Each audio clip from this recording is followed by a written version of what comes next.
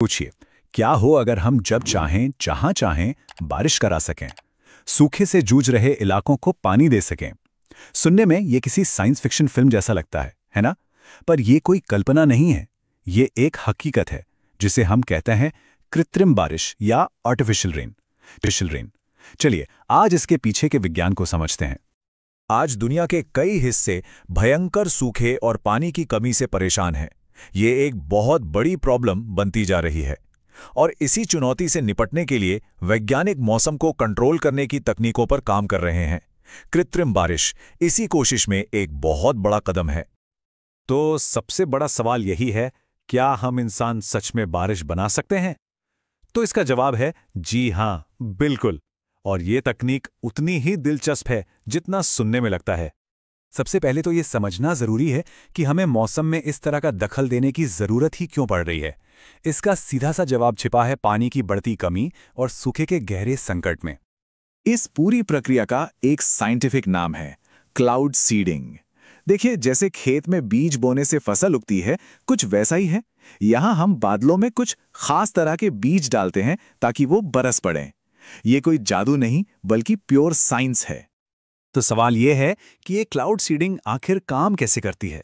चलिए इस पूरे प्रोसेस को थोड़ा और करीब से देखते हैं। देखिए, ये पूरा काम 4 आसान स्टेप्स में होता है। पहला कदम, सही बादलों को ढूंढना। वैज्ञानिक ऐसे बादलों की तलाश करते हैं जिनमें पानी तो खूब भरा हो, पर वो किसी वजह से बरस नहीं पा रहे हैं। दूसरा कदम, केमिकल का छिड़काव।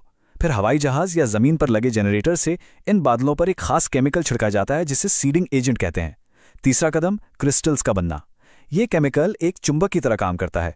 पानी की नन्ही नन्ही बूंदें इसके चारों ओर चिपककर बर्फ के क्रिस्टल बनाने लगती हैं। और फिर आता है आखिरी कदम, बारिश।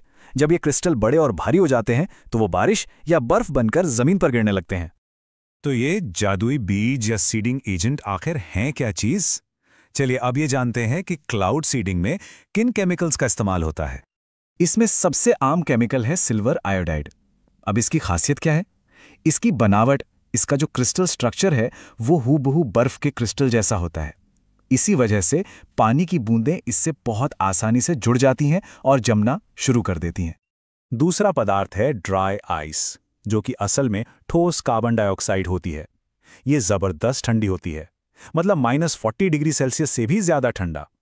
जब इसे बादलों में छोड़ा जाता है तो ये अपने आसपास की हवा को इतनी तेजी से ठंडा कर देती है कि पानी की बूंदें अपने आप जमकर बर्फ के क्रिस्टल बन जाती हैं। तो दोनों में मोटा मोटा फर्क क्या है? सिल्वर आयोडाइड एक तरह का आधार या न्यूक्लियस देता है जिस पर बर्फ बनती है। वहीं दूसरी तरफ ड्राई आइस अपनी जबरदस्त ठंडक से पानी को सीधे सीधे जमने पर मजबूर कर देती है। दोनों में से किसका इस्तेमाल करना है, ये बादल के प्रकार और मौसम के हालात देखकर तय किया जाता है। लेकिन ये टेक्नोलॉजी जितनी प्रॉमिसिंग और फायदेमंद लगती है ना, उतने ही बड़े और गंभीर सवाल भी अपने साथ लाती है। इसका भविष्य चुनौतियों से भरा हुआ है। इस तकनीक को लेकर कई बड़े सवाल उठते हैं।